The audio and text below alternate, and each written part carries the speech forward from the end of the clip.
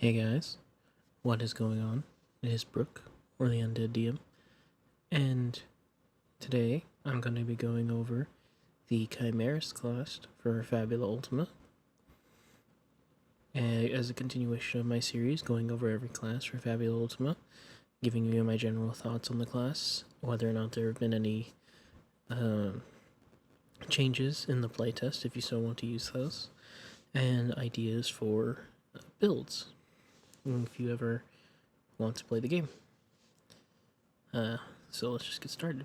So, the Chimerist is kind of the, as it says here, the Druid class.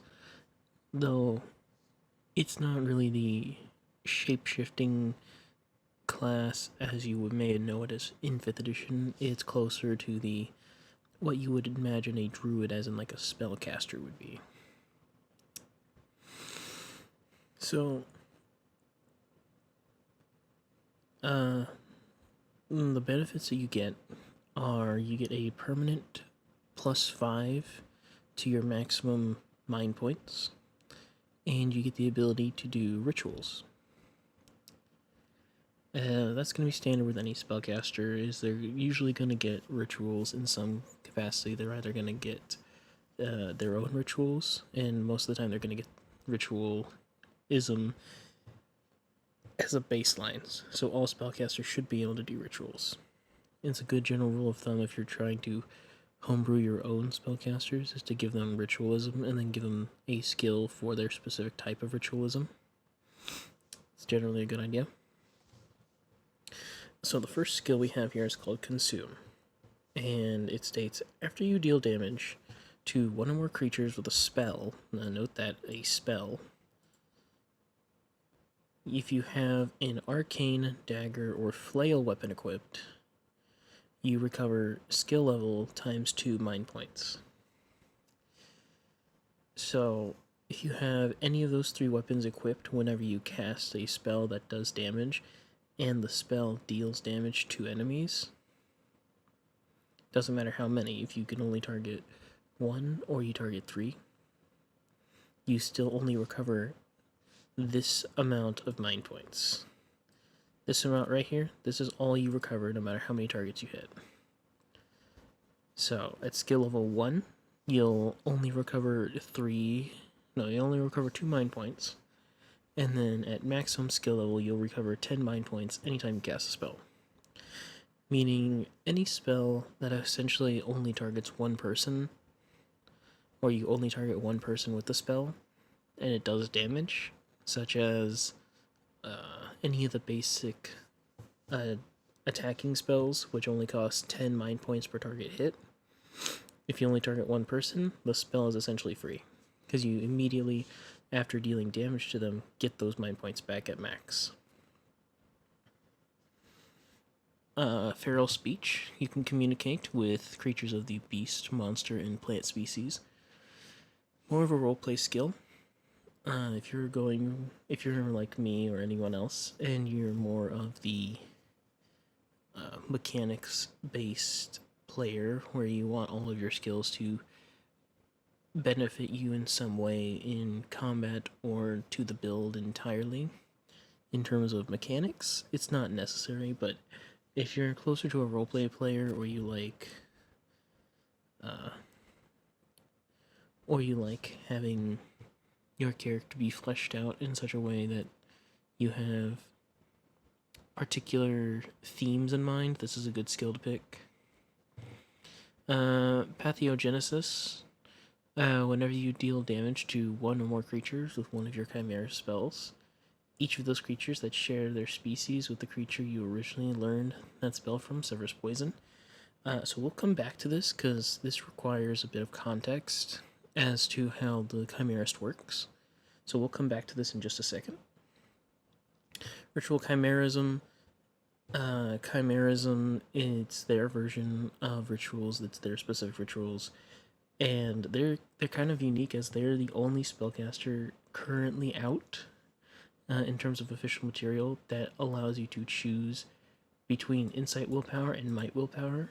Most other rituals will either will always be like Insight Willpower. It's usually Insight Willpower. But this is the one that this is one of the only classes, if not the only class, that allows you to use might willpower for their checks. So again, if you're into ritualism, such as like summoning, because if you want, we can go to the tab about rituals right quick.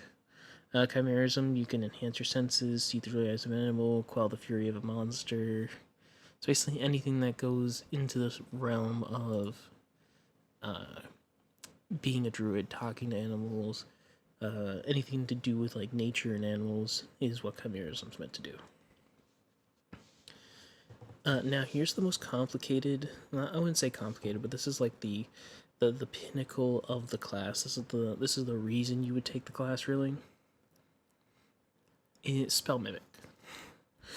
So when you see a creature belonging to the beast, monster, or plant species cast a spell, so it's similar to feral speech. Remember, it's beast, monster, and plants, so it's exactly the same as feral speech.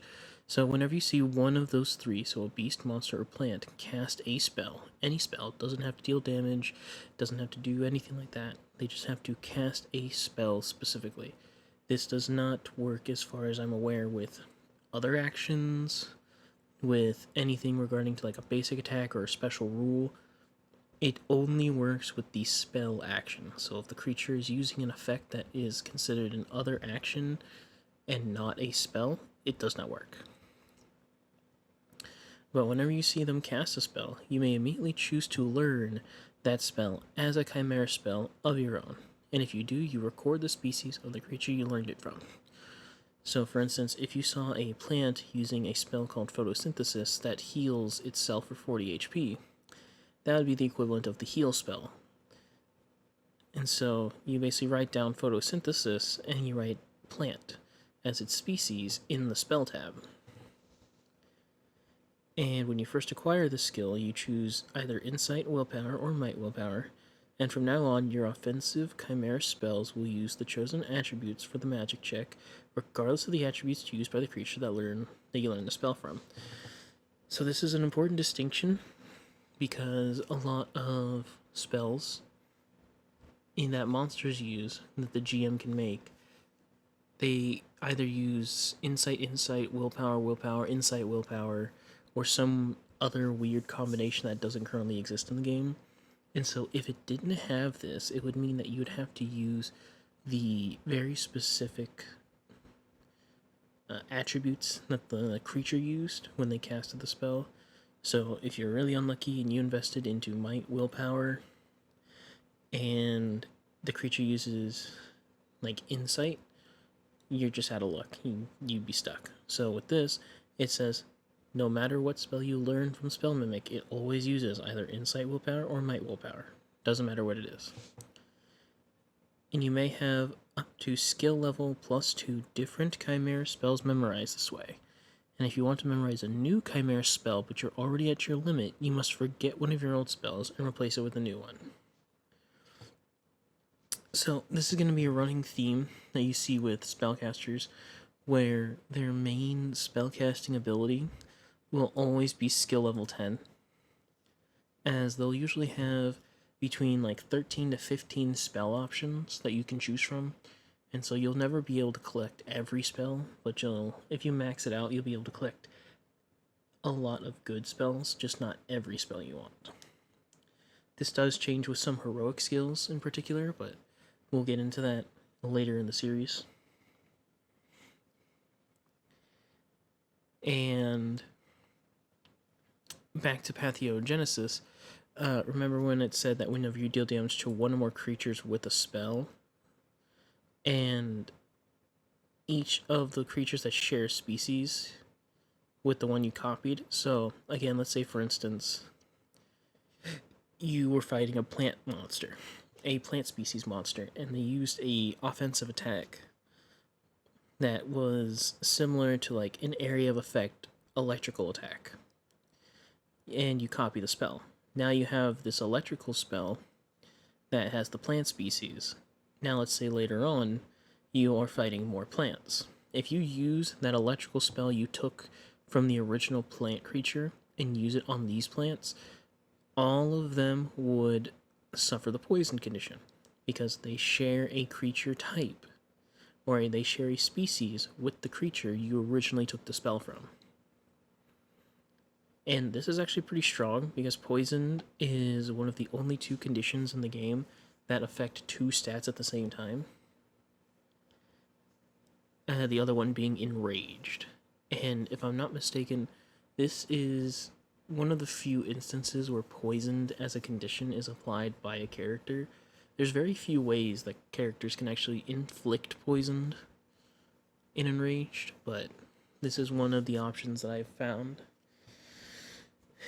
Now, I do find pathogenesis to be kind of limited as beast, monster, and plant species. If you don't run into a lot of those, you're not going to get a lot of use out of pathogenesis or spell mimic. So, I mean, rules as written, it is a very limited selection of species you could take from, but generally people tend to say in the Fabula server that yes, rules as written, it does work like this, but if your campaign doesn't happen to have these creature species in it, for instance, you're running the equivalent of a Curse of Strahd game, where there's only like undead constructs, you could change the ones to specifically fit your theme, which does make it a little bit better. Which does make it better, but I think that should have been something expressed here because, as you can see, it just goes right to the next class. So I would have liked to see like a little thing here that says like somewhere in like one of these little sections of the text boxes to say if your GM allows it, you could change the species of the creatures. I do get the general theme that beast, monsters, and plants are very druidic themed and they're very nature based, and so it wouldn't really make sense for them to be communicating with things like undead. It would be very weird. But with a game like Fabula where everything can be reflavored into anything, I don't personally see a problem with changing the species when it comes to Chimerist, because again, it's a game about reflavoring things. You can make anything into anything and change anything to anything. So if a mechanic doesn't particularly work, you're not really changing the rules, you're just changing the theme of it to better fit the setting of the game and be able to make your class function better. Because it would feel terrible to take Chimerist in a game primarily filled with humanoids, undead, and constructs, and then having a class that you can't even use.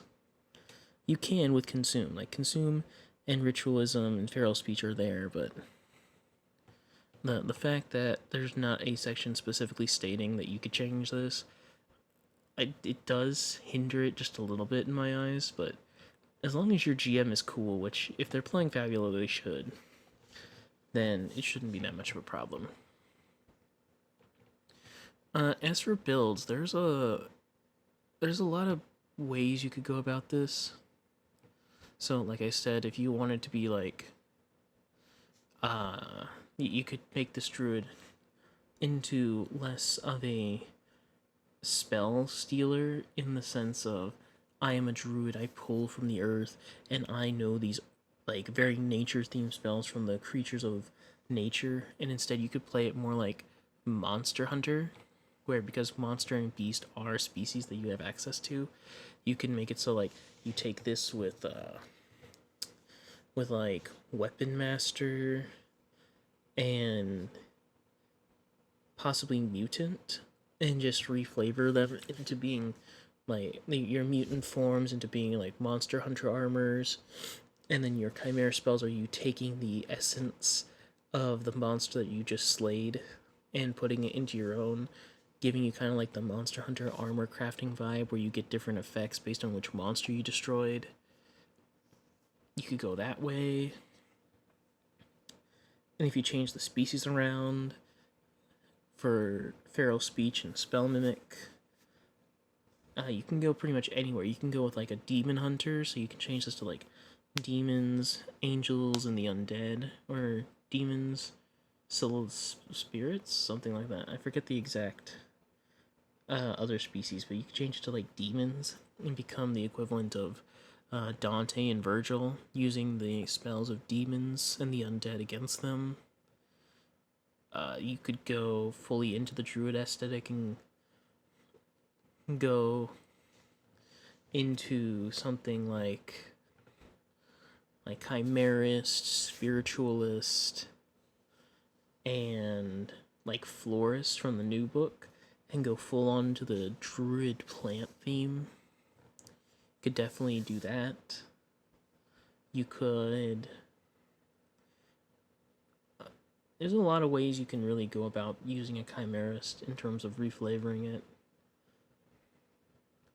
Overall, I think it's a pretty good class. I think it's a good class to have if you're going for a particular anti-thing flavor, because it's kind of what I'm getting from this. It's less of a class based around a druidic theme that people have come to know from things like 5th edition D&D, and it's closer to more of a spellcaster that uses their upbringing as a means to combat whatever they are against, and in this case it is nature.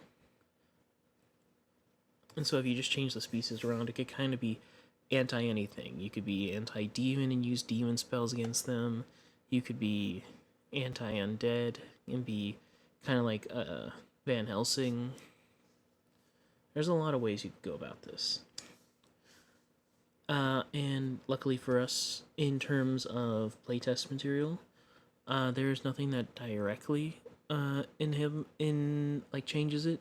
There's no skills that have been changed. There's no reworks. There might be some heroic skills that might have been changed, but we will go over heroic skills in another video. Overall, I think it's a pretty good class. I could recommend it, but if you're in a game where beasts, monsters, and plants are going to be somewhat of an uncommon thing, which you should discuss with your GM as well as your fellow players, I would ask your GM politely if you could change them to better fit the theme of whatever monsters are going to be present, as I have done with mine. Overall, solid class. Solid class.